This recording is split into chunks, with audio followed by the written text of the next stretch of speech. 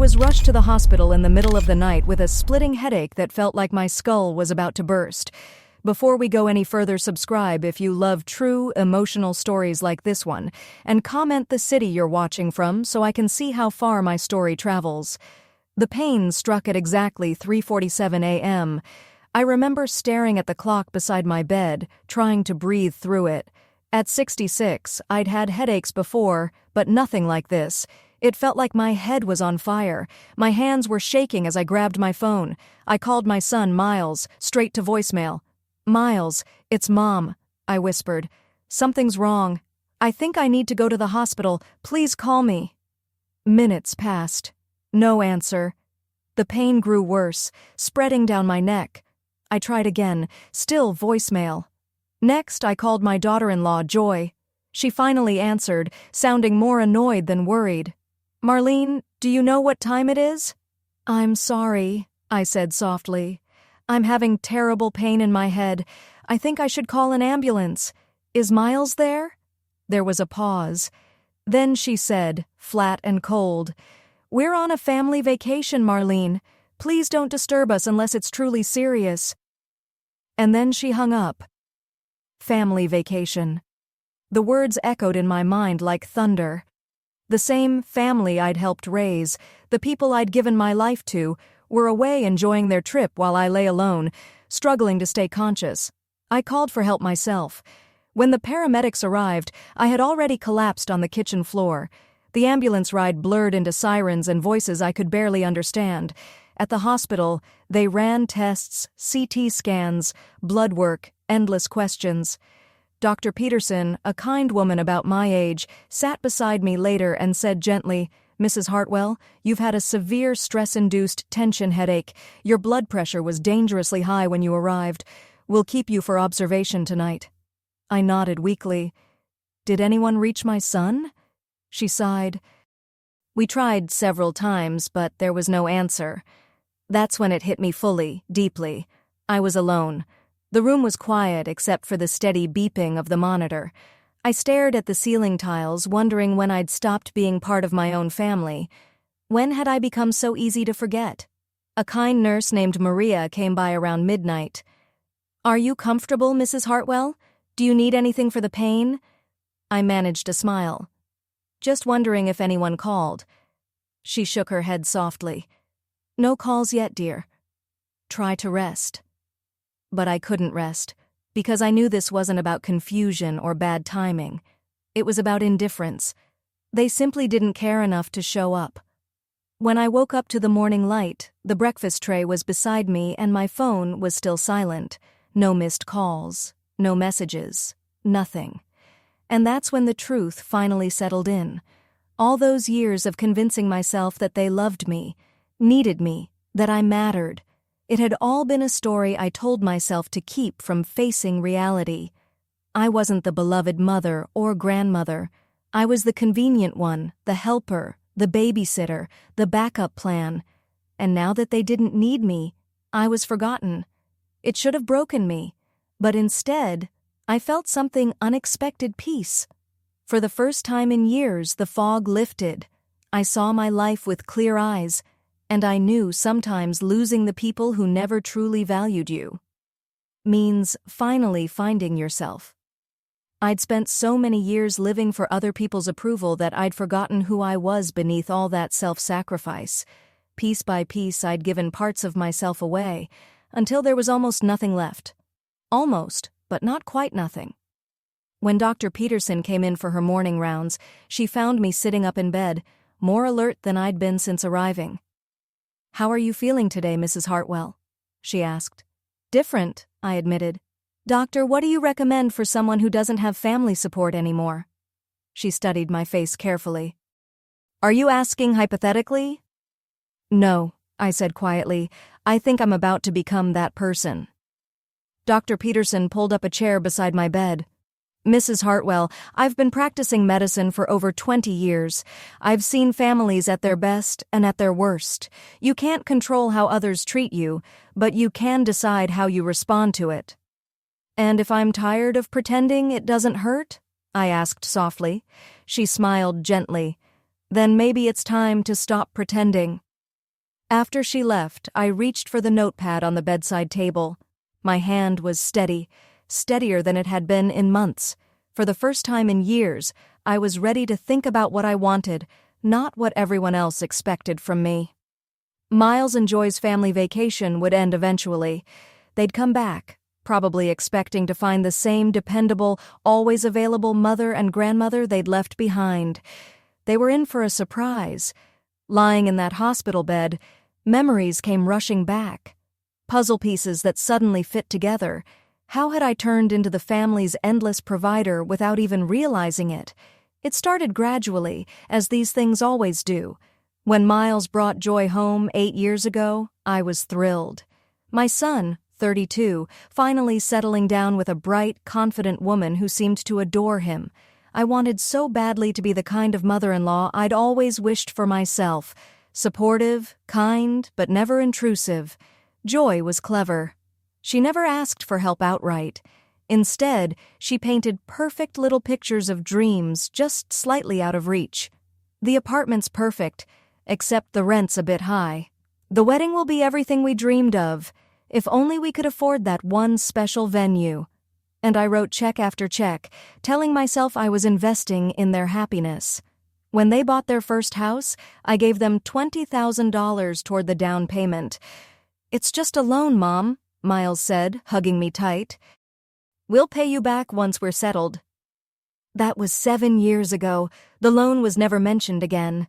When their daughter Emma was born, I was overjoyed. My first grandchild, perfect in every way. I drove 40 minutes, 3 times a week, to help care for her so Joy could return to work part-time. "You're such a lifesaver, Marlene," Joy would say, grabbing her purse as I walked in. "Emma just went down for her nap. Bottles are in the fridge." I cherished those days, holding Emma as she slept, singing the same lullabies I'd once sung to Miles. When she took her first steps, it happened right in my living room, her tiny hands reaching for me, her giggles filling the air. My heart nearly burst with pride. I called Joy immediately to share the news, but her response was ice cold. "She's been taking steps for weeks at home, Marlene. She's just more relaxed around us." That should have been my first warning sign, but I brushed it off, telling myself new mothers can be sensitive. 2 years later, when little Tommy was born, the pattern grew worse.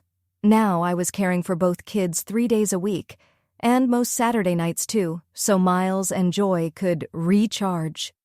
I bought clothes, toys, even paid for swimming lessons and toddler gymnastics because, as Joy always said, things are tight right now. The children adored me. Their laughter, their hugs, those were my favorite moments. Emma would run to me, showing off her drawings from preschool. Tommy would climb into my lap with his favorite storybook. I was Grandma Marlene, the one with snacks, patience, and endless love. But then, I began to notice small things. How Joy would subtly correct them when they got too affectionate with me. How she'd distract them when they asked to call me during the week. How every photo in their house showed her parents proudly on display, while pictures of me were tucked away in a drawer. One day, she said it outright, "The kids are getting too attached to you. It's not healthy for them to prefer their grandmother over their parents." I froze. Prefer me? I thought I was just loving them the way any grandmother would, but Joy made it sound like I was crossing some invisible line. That's when the rules began. I could only take the kids to approved places. No surprises, no sleepovers unless planned weeks ahead. And for the first time in a long while, I realized I wasn't part of their family circle anymore. I was just orbiting around it, like a planet that had lost its pull. Joy's new rule was simple. I had to ask permission before buying the children anything that cost more than $10. Even family traditions I'd dreamed of sharing, baking cookies at Christmas, visiting the zoo, decorating Easter eggs, now needed her approval first. Miles, my sweet boy who once told me everything, began to drift away. Our conversations turned short and distant, as if he were reading from a script someone else had written. He stopped calling just to talk. He stopped asking for advice. Our relationship had become purely practical. He reached out when he needed something. Otherwise, silence. The breaking point came last Christmas. I'd spent weeks preparing a special day. Homemade stockings, a treasure hunt, their favorite breakfast, even a tiny Christmas tree at my apartment for the children to decorate. Christmas Eve passed. No call. On Christmas morning, I sat alone, surrounded by wrapped presents and cooling cinnamon rolls, waiting. At noon, I finally dialed their number. "Oh, Marlene!" Joy's cheerful voice spilled through the phone, with laughter echoing in the background. "We decided to do Christmas morning with just our immediate family this year. You understand, right? The kids need to know that Christmas is about family time." Family time. I was family, wasn't I? Or had I simply become the help? That day, for the first time, I let myself cry. Not the quiet, hidden tears I'd been holding back for months, but deep, aching sobs that came from somewhere long ignored. Still, I told myself it was just a misunderstanding. Maybe I'd been too involved, too eager. Maybe they just needed space to make their own traditions. I could wait. I always waited, but the requests for help never stopped. Could I watch the kids while Joy spent a weekend at a spa? Could I help with Tommy's preschool tuition? Could I contribute to the down payment on their new SUV? Each time I said yes. Each time I told myself this was what loving families do for one another. And each time that small voice inside me whispered the truth. They don't love you. They use you. 3 months ago, everything became painfully clear. Joy's mother, Sandra, came to visit from Arizona. I was excited. I'd only met her once at the wedding and thought it would be lovely to finally connect. So I invited them all for Sunday dinner, my famous pot roast, homemade rolls, apple pie. I spent all Saturday cleaning and cooking, wanting everything to be perfect. They arrived an hour late. No apology, no explanation. Sandra swept into my home as if she owned it, immediately judging everything, from my decor to how I'd set the table. "Oh my," she said, glancing around my small dining room. "This is cozy. The kids must feel a little cramped here compared to their beautiful house." During dinner, she entertained us with stories about her other grandchildren, the ones who lived near her, the ones she saw all the time, the ones who, of course, were so advanced for their age. And then she said it, cutting into her pot roast with theatrical effort. "When you're really involved in your grandchildren's lives, you can see how much of a difference it makes." Each word hit like a slap. Miles said nothing. He just stared down at his plate. Joy smiled, nodding along to every comparison, letting her mother's remarks twist the knife. Then Sandra pulled out her phone to show photos. Picture after picture of family celebrations, holidays, birthdays, all with her front and center, surrounded by smiling faces. "Every year we take a big family vacation to Colorado," she said proudly. "All the kids and grandkids together. It's such a wonderful tradition." Emma looked up from her plate, her innocent voice breaking the silence. "Grandma Marlene, why don't you come on vacations with us?" The room froze. Joy and Sandra exchanged a look. Miles stared at his food like it could save him. Finally, Joy said sweetly, "Oh, honey, Grandma Marlene has her own life. She doesn't want to be bothered with family trips." I wanted to scream, to tell Emma that I'd never been invited, that I would have given anything to make those memories, but instead I smiled, I nodded, and I swallowed the hurt, just like I always did. Now, lying in this hospital bed, everything made sense. I wasn't family, I was staff, useful when needed, invisible when not. All the money I'd given, the time I'd spent, the care I'd poured into their lives, none of it had earned me a seat at their table. I was tolerated, not treasured. The phone beside my bed stayed silent. No calls from Miles, no messages from Joy. Their family vacation mattered more than whether I was okay, and for the first time in my life, I saw things with complete clarity. I was done chasing crumbs of affection from people who only saw me as convenient. For the first time in years, I began to imagine a different kind of future, one built entirely on my terms. The anger that had been quietly building inside me finally found its voice. Not loud, not wild, something colder, sharper, and full of purpose. A determination I hadn't felt in years. I reached for the notepad again. I had planning to do. That second night in the hospital, I couldn't sleep. Not because of pain, but because my mind was alive clearer than it had been in decades. It was as if I were looking at my life through new eyes, and what I saw made my stomach twist. Maria, the night nurse, found me sitting up at 2 a.m, scribbling furiously on the pages. "Can't sleep, honey?" she asked gently, checking my vitals. "I'm making lists," I said, my voice steady and calm. She smiled.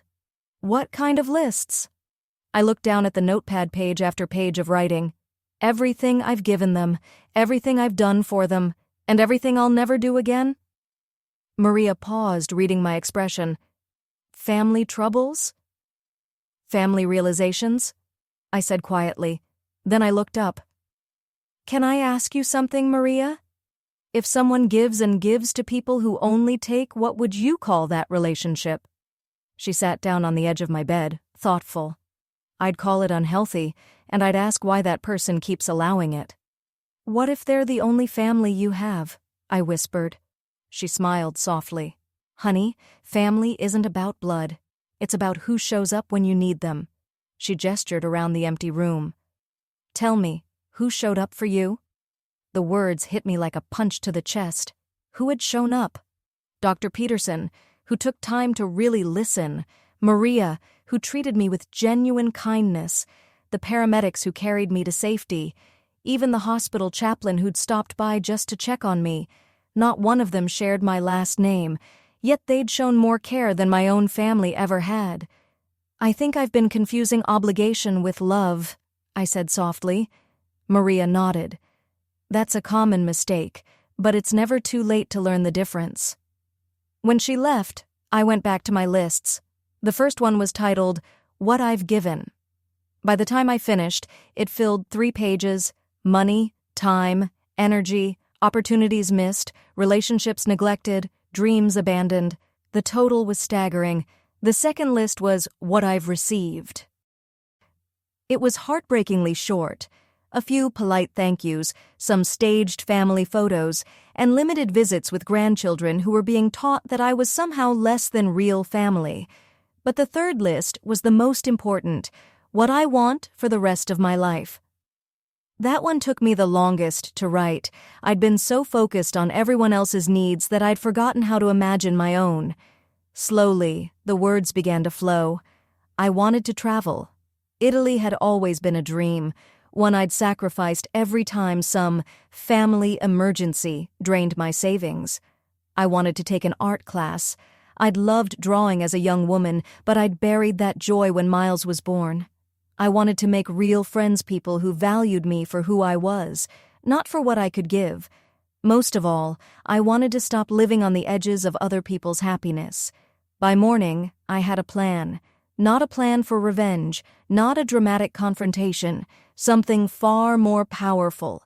I was going to reclaim my life, piece by piece. When Dr. Peterson came in for rounds at 7, she found me already dressed, sitting in the chair by my bed, notepad in hand. "You look different this morning, Mrs. Hartwell," she said with a smile. "How are you feeling?" "Clear-headed," I answered. "Doctor, can I ask you something?" "Of course. How much time do I have left?" She looked startled.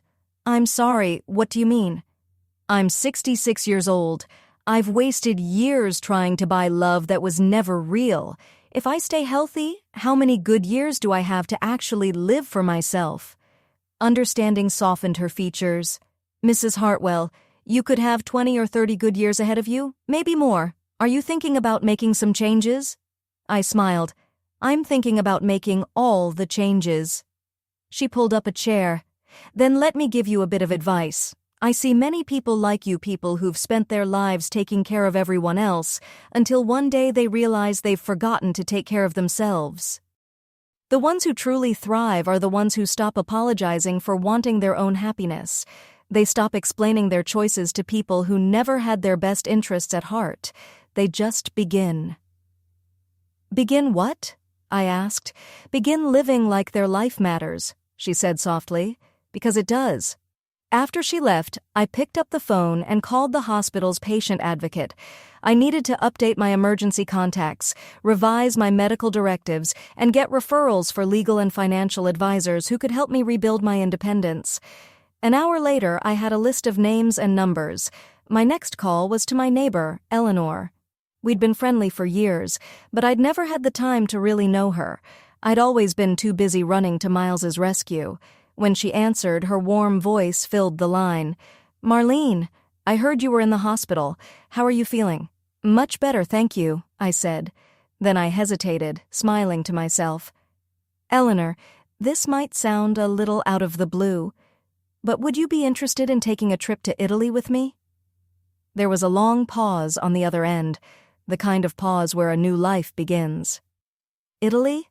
Are you serious?" "Completely serious," I said, smiling. "I've always wanted to go, and I think it would be more fun with a friend." Eleanor laughed in delight. "Oh my goodness, yes. I've been dreaming of Italy for years. When were you thinking?" "Soon," I replied. "Very soon." We talked for 20 minutes, and for the first time in months, I found myself laughing, really laughing. Eleanor's excitement was contagious. She shared ideas about places to visit and things to see. She didn't ask why I suddenly wanted to travel or whether my family approved. She simply shared my joy, and that in itself felt wonderful. That afternoon, my discharge papers arrived. The social worker, a brisk but kind woman named Carol, went over my medication and aftercare instructions. "Do you have someone who can check on you for the next few days?" she asked. "I'll be fine on my own," I said. "What about family support?"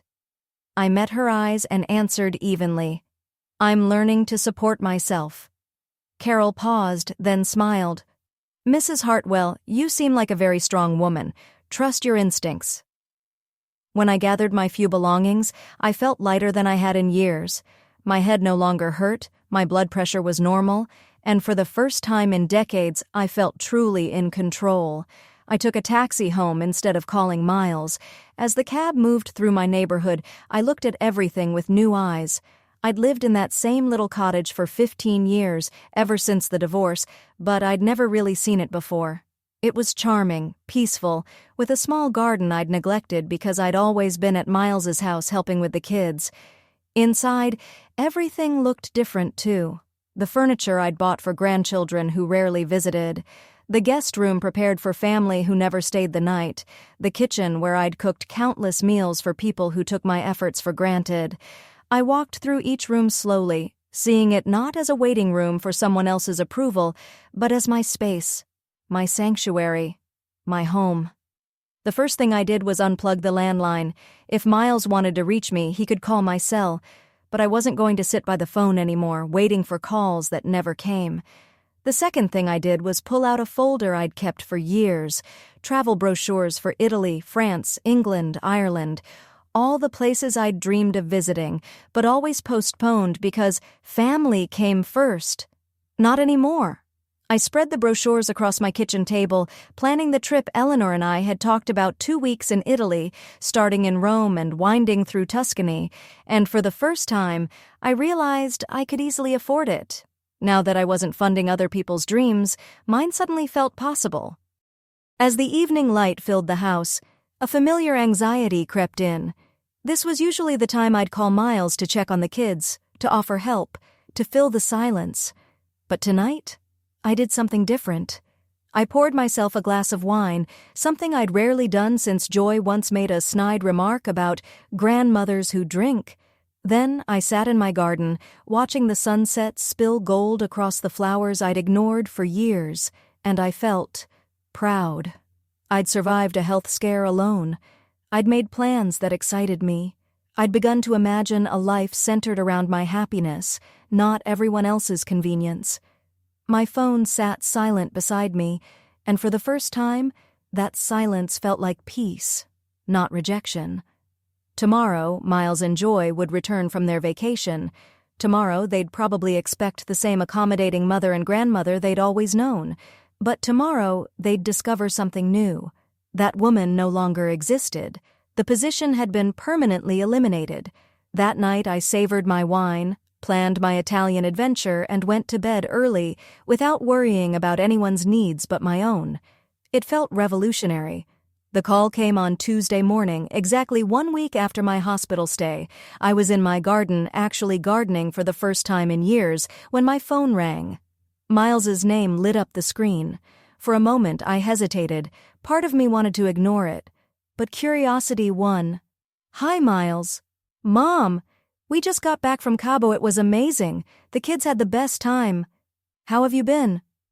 His voice was light, cheerful, casual, as if nothing had happened. I sat back on my heels, dirt still on my hands, and marveled at his obliviousness. "I've been in the hospital, Miles." A pause. "What? When? What happened?" The concern in his tone might have fooled me a week ago. Now it sounded hollow performed. "Last Tuesday, severe headache, high blood pressure. I was there for 2 days." "Oh my gosh, Mom, why didn't you call me?" I almost laughed. "I did, Miles, several times. You didn't answer." "We were on vacation, Mom. You know how spotty cell service can be at resorts." I took a deep breath, steady and calm. "I also called Joy," I said. "She told me not to bother you, unless someone was literally dying." There was a long pause. I could practically hear him searching for words, scrambling for some way to make that sound reasonable. "Well, you're okay now, right? I mean, you sound fine." "I'm fine, Miles," I said quietly. "No thanks to you."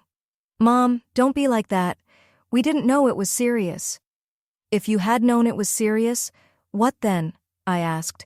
"Would you have cut your vacation short? Would you have rushed home to make sure I was all right?" Another pause.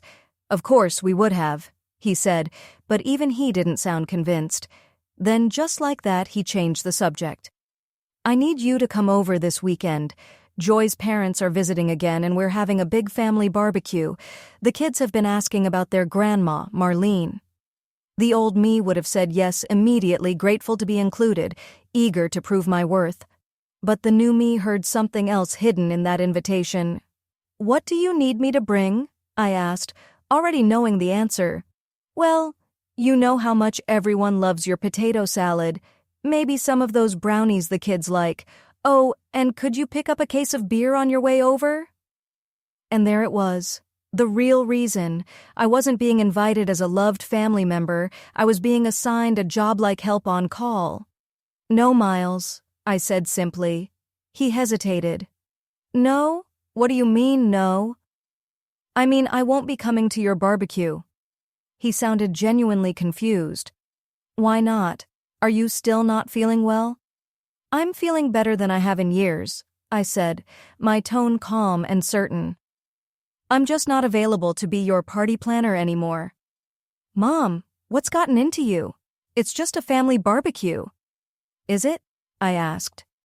"Because it sounds more like I'm being asked to provide food and drinks for your wife's parents. That's not family time, Miles. That's catering." "That's ridiculous," he said, frustration creeping in. "We're not asking you to cater anything. We just thought you'd want to contribute." "I have contributed, Miles," I said quietly. "For 8 years, I've contributed money, time, childcare, and emotional energy to your family. I'm done contributing." The silence that followed was heavy, thick with words we'd both avoided for years. "What do you mean, you're done?" he finally asked.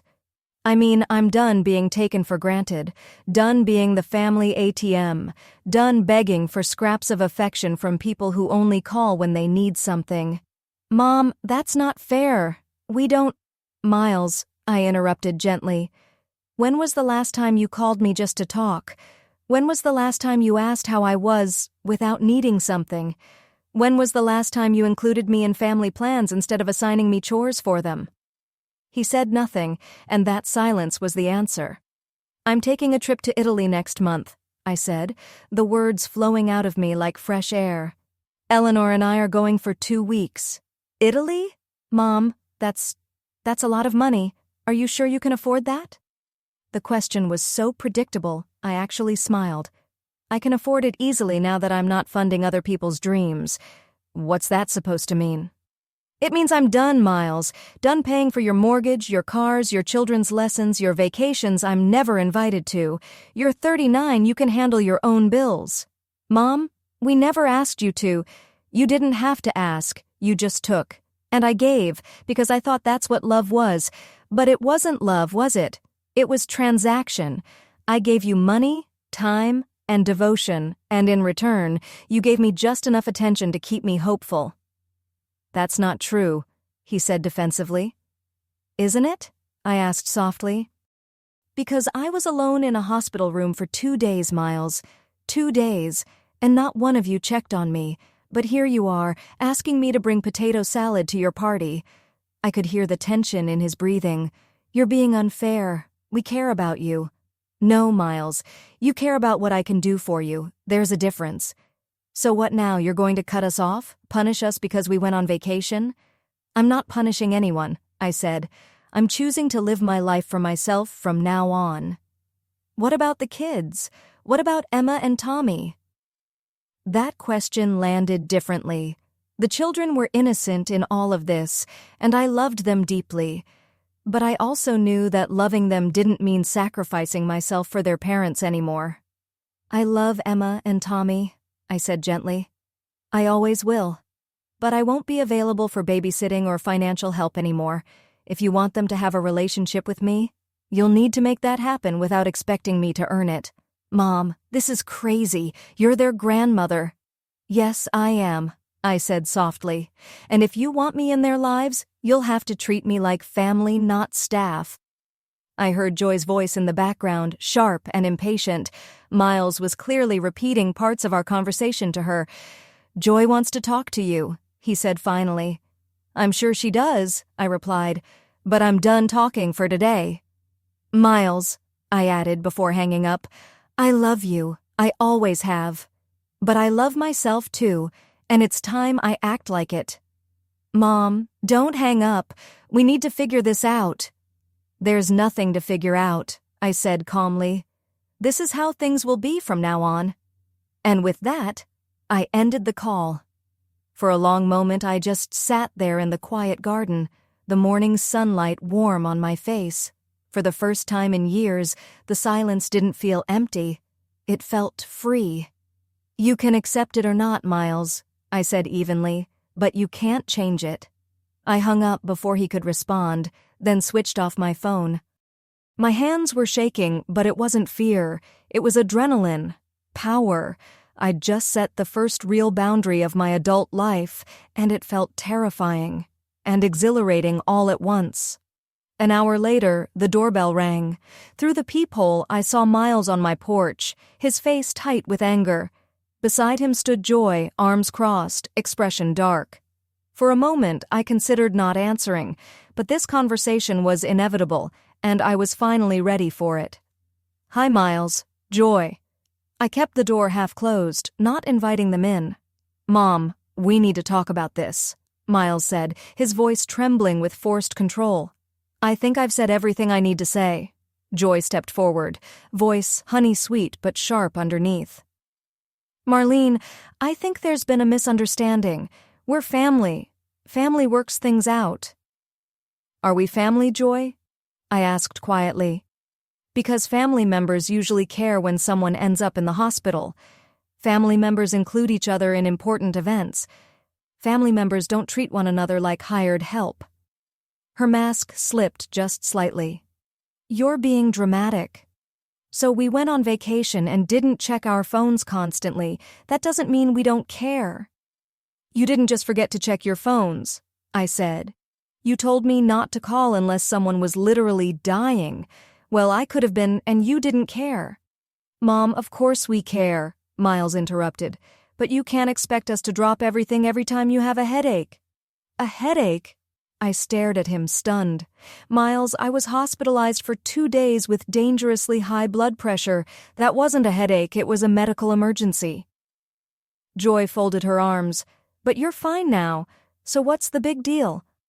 And in that instant, I understood everything. They genuinely couldn't see why being abandoned during a crisis mattered. The big deal, I said slowly, is that I finally see clearly. I've spent 8 years trying to buy my way into a family that never wanted me in the first place. That's not true, Miles protested, but even he didn't sound convinced. Isn't it? Tell me honestly, Miles, if I stopped giving you money, stopped babysitting, stopped doing all the things you rely on, would you still want me in your life? He hesitated, and that hesitation told me everything. Of course we would, he said finally. But Mom, relationships are about give and take. You're right, I replied calmly. And for 8 years, I've given and you've taken. That balance is about to change. Joy's patience snapped. You're being selfish, Marlene. The kids need their grandmother. The kids need a grandmother who's valued for who she is, not what she provides, I said. They need to see healthy relationships, not ones built on guilt and expectation. What they don't need is to watch their parents take advantage of someone who loves them. Take advantage? Miles's voice rose. We never took advantage of you. Everything you did, you offered to do. You're right, I said softly. I offered because I was desperate for love and acceptance. I thought if I gave enough, did enough, sacrificed enough, you'd finally see me as worthy of belonging. I took a breath, steady and strong, but I don't need to earn love anymore. I'm going to Italy with Eleanor. I'm taking art classes. I'm finally going to live the life I put on hold while I waited for you to decide I mattered. Joy's voice turned sharp, her mask completely gone. So that's it? You're just going to walk away from your responsibilities? My only responsibility, I said quietly, is to myself. You're both adults. You can handle your own. They left angry. I knew they'd be back, but for the first time in years their anger didn't scare me. I wasn't going to smooth it over or apologize for having boundaries. I was finally free. The harassment began the next day. At first, it was just phone calls. Miles would ring every few hours, his tone shifting from pleading to furious.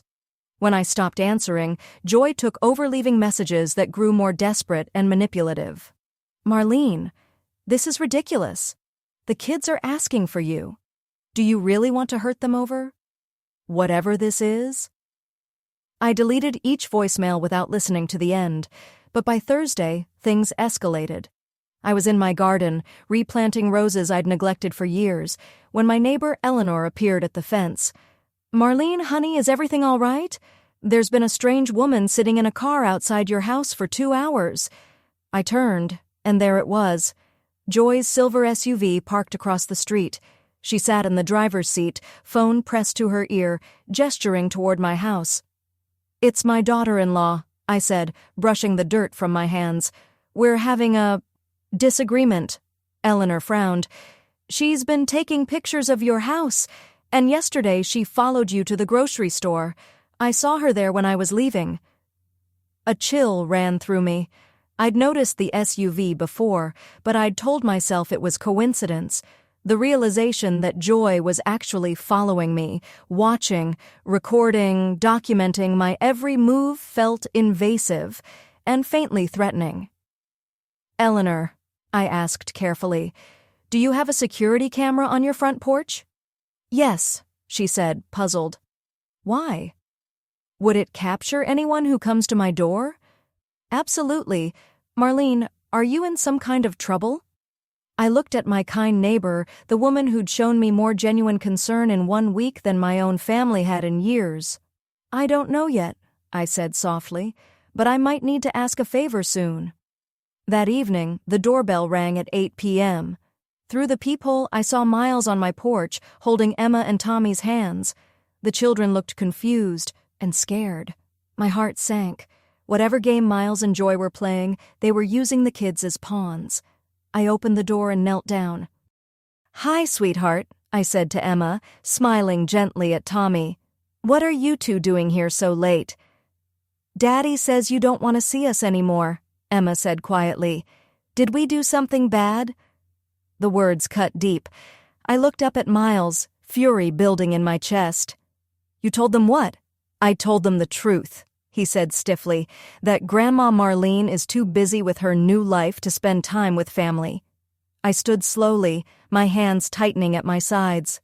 Miles, how dare you use your children to manipulate me? I'm not manipulating anyone, he said defensively. You said you weren't available for babysitting anymore. You said you were done with family obligations. The kids don't understand why their grandmother doesn't want them. Because that's not what I said, and you know it. I knelt back down to the children. Emma, Tommy, I love you both very much. I always will. But Mommy and Daddy and I have some grown-up things to figure out first. You didn't do anything wrong. Are you mad at us? Tommy whispered, his lip trembling. Oh, sweetheart, I said, my throat tightening. I could never be mad at you. This isn't about you at all. I stood again, meeting Miles's eyes. You need to leave, and you need to stop using your children as leverage. They miss you, Mom. They don't understand why you're acting like this. Then maybe you should explain to them, I said, my voice calm and firm, that relationships require respect from everyone involved. Tell them Grandma loves them, but won't let anyone take advantage of her anymore. So you admit it, he snapped. You're abandoning them. I'm setting boundaries, Miles. There's a difference. After they left, I immediately called my attorney. The consultation I'd scheduled for next week suddenly felt far too distant. The next morning, Friday, brought another development. I was getting ready for my art class, something I'd looked forward to all week, when Eleanor knocked on my door. Marlene, I think you need to see this. She handed me a printed page. It was a screenshot of a Facebook post from Joy's account. My stomach turned as I read. Heartbreaking situation with my mother-in-law. After everything our family has done for her, she's decided to cut us off completely. She won't even see her own grandchildren. We're trying to understand what we did wrong, but she won't talk to us. Please keep our family in your thoughts during this difficult time. The post had already been shared dozens of times. The comments were merciless. Strangers called me selfish, cold, ungrateful. Others chimed in with their own stories of unreasonable older relatives. There's more, Eleanor said quietly. She posted pictures of the kids saying they keep asking where Grandma Marlene went. I handed the paper back to her, my hands trembling, but not from fear, from anger. She's trying to shame me into giving in, I said. What are you going to do? Eleanor asked. I'm going to my art class, I said, and then I'm going to talk to my lawyer. The art class was exactly what I needed. For 3 hours I lost myself in color and movement watercolors, charcoal, soft music, quiet laughter. No one there knew my story. No one expected anything from me except to simply be. My instructor, Patricia, a woman about my age, sat beside me during our break. You have a natural eye for color, she said, studying my painting. Have you done this before? Not since I was young, I said. I always meant to start again, but life got in the way. She smiled knowingly. Life always does, but it's never too late to reclaim the things that make you happy. Her words lingered as I drove to the lawyer's office that afternoon. David Morrison's firm specialized in family harassment and elder protection, something I'd never imagined needing. His office was warm, professional, and grounded. Mrs. Hartwell, he said, scanning my documents. I've reviewed your materials, the financial records, the social media posts, the photos, the reports of following behavior. He sighed. Unfortunately, this is more common than you'd think. Is what they're doing illegal? I asked quietly. Some of it falls into gray areas, he explained. The surveillance, the photos, the online defamation, all of these could potentially qualify as harassment or stalking, depending on how far they go. But you've done the right thing by documenting everything. He leaned forward. People like this often push boundaries until someone finally pushes back. And Mrs. Hartwell? His tone softened.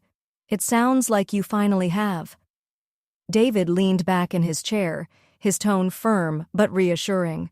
More importantly, Mrs. Hartwell, you have every right to set boundaries with your family, no matter what they post online. What can I do to protect myself? I asked. Several things, he said. First, get a proper security system for your home.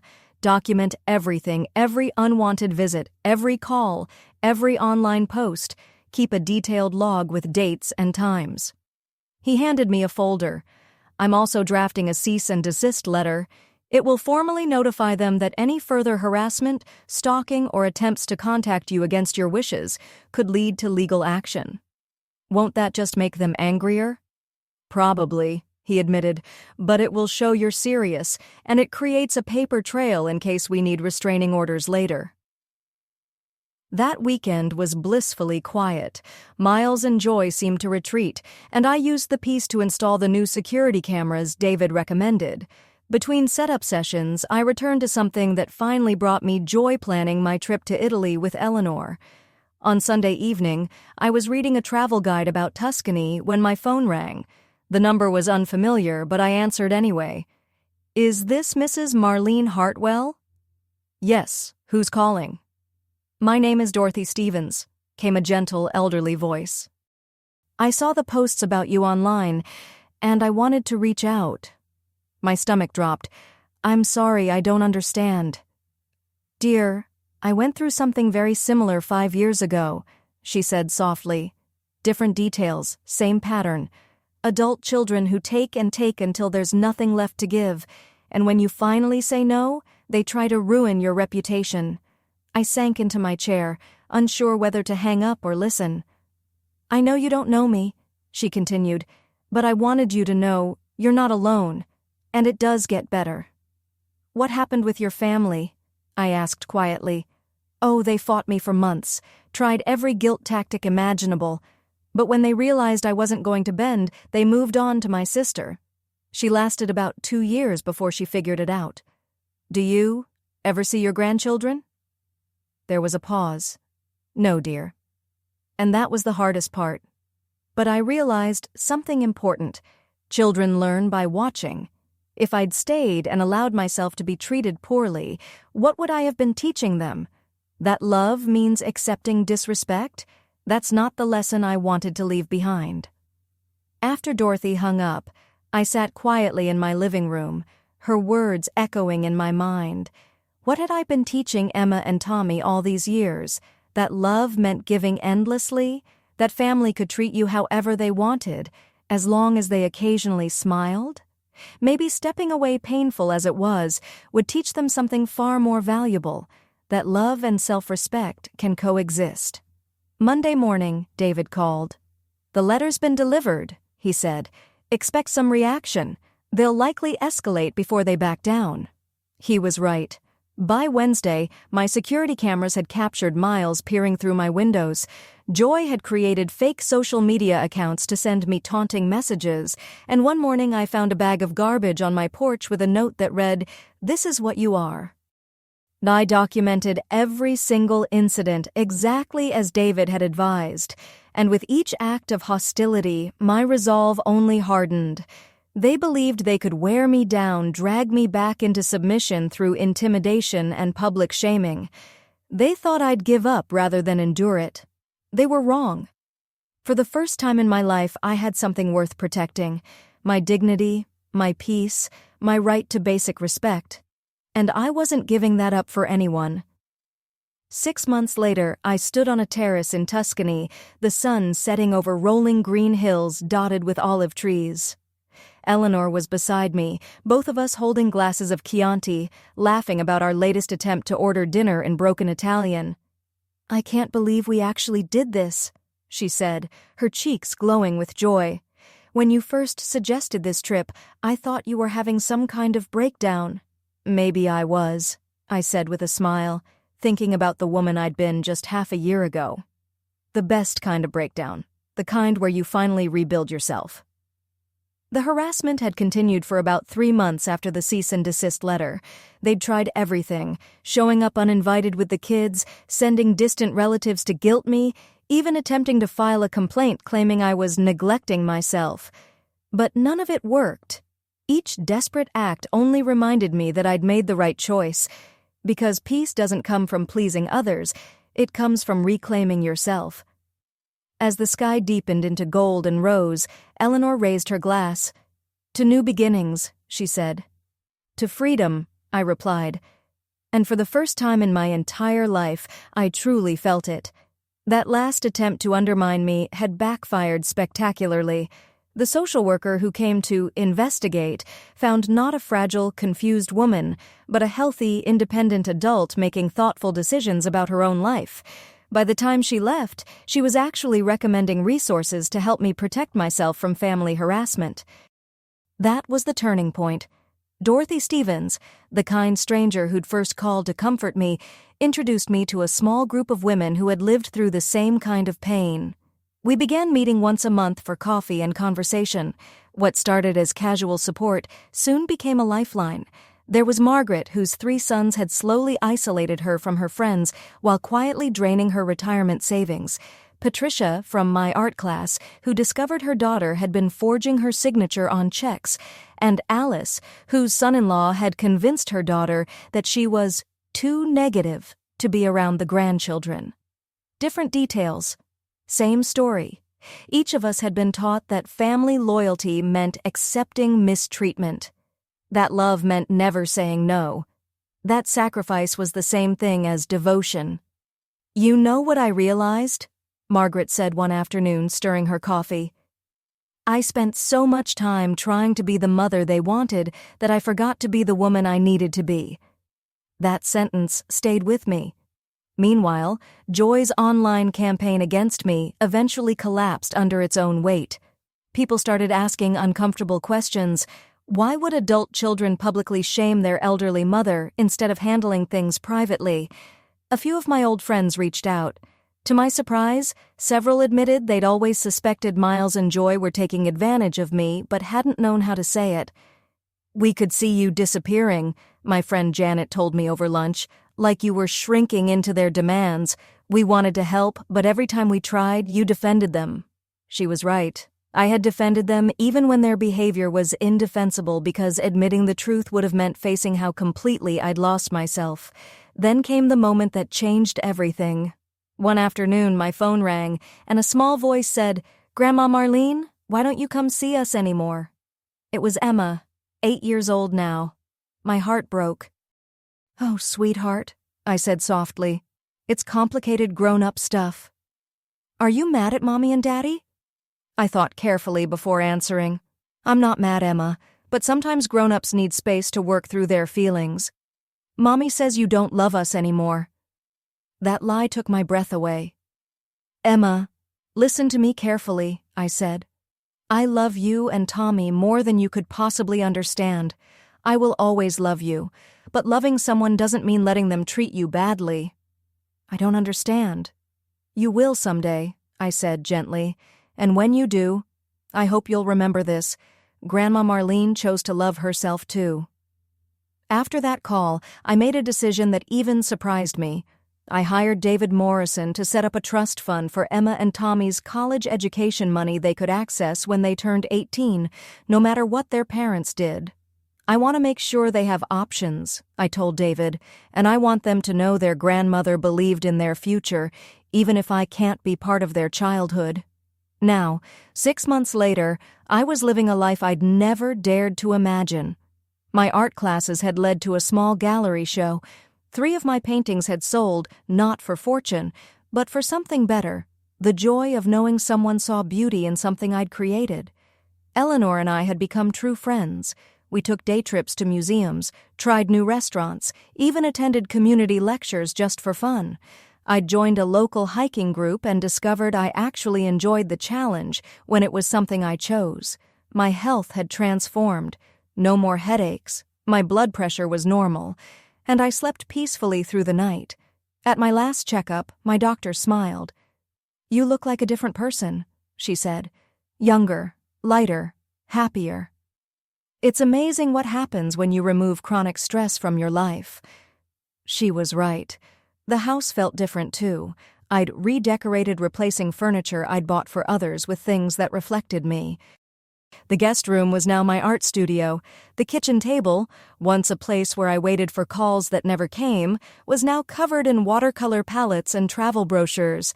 And yes, at 66, I was even dating again. Richard was a kind widower from my hiking group, someone who'd also learned that sometimes choosing peace means choosing yourself. "You know," he said over dinner last week. People like us, we spend so much energy trying to fix broken relationships, we forget there are other relationships waiting for us. He was right. I raised my glass to his, smiling. To second chances, I said, and as we clinked glasses, I realized something simple but profound. This was the life I'd been waiting for all along. It wasn't too late, it was right on time. If Marlene's story moved you, take a moment to share your thoughts below. Would you have made the same choices she did? And tell me, what city are you watching from? Your story might reach someone who needs it today. Don't forget to subscribe for more stories like this, where strength begins the moment you stop apologizing for it. He was right. I'd been so focused on earning love from people who were incapable of giving it that I'd missed chances for real connection with people who actually valued me. On our last day in Italy, Eleanor and I took a cooking class in a small village outside Florence. Our instructor, a woman named Lucia, probably my age, smiled as she kneaded the dough and said, "You must cook with amore but amore for yourself first. If you don't value what you create, how can you share it with others?" That stayed with me. That evening, while packing for our flight home, Eleanor looked at me thoughtfully. "Marlene, can I ask you something? Do you ever regret it, walking away from your family?" I folded the silk scarf I'd bought in Roman indulgence I'd allowed myself without guilt for the first time in years. "I regret that it was necessary," I said at last. I regret that Miles learned to see love as transaction, and that Joy never learned to value people for who they are instead of what they provide. I regret that Emma and Tommy are growing up watching their parents treat others unkindly, but I don't regret choosing myself. I don't regret discovering that I'm worth more than what I can give away. Eleanor nodded quietly. "What do you think will happen when you see them again?" "Maybe I will, maybe I won't," I said. "But if I do, it'll be as equals, or not at all. I'm done begging for crumbs of affection from my own family." 3 weeks after returning from Italy, the test came. Miles called. It was the first time I'd heard his voice in months. "Mom, I think we need to talk," he said, his tone softer, uncertain. "About what, Miles?" "About everything. About how things went wrong. Joy and I have been talking, and we think maybe we didn't handle things well.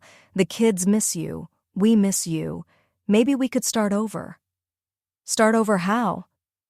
"I don't know," he said quietly. "Maybe we could have lunch sometime. Just talk." The old me would have said yes immediately, desperate for any sign of reconciliation. The new me paused, measured calm. "Miles, I'm willing to have a conversation," I said.